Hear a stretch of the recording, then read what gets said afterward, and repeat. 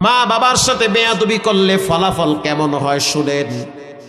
কুমিল্লার একটা এলাকার নাম হলো চান্দিনা।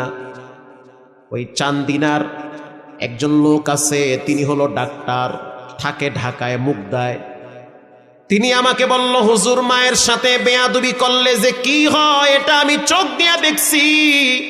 প্রতি জুমায় তিনি আমার মসজিদে নামাজ পড়ে। ডাক্তার মানুষ, MBBS ডাক্তার, অনেক বড় সম্মানী ব্যক্তি। তিনি বলল, হুজুর আমার বাড়ির পাশে এক মহিলা তার বাচ্চাকে নিয়ে অনেক কষ্ট করে বড় হয়েছে।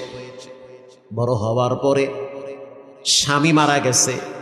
স্বামী মারা যাওয়ার পরে স্ত্রী দ্বিতীয় কোনো স্বামী গ্রহণ করে নাই।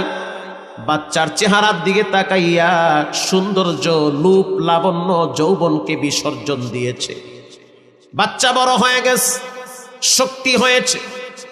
সন্তান এবার মাকে বলল, ও মা,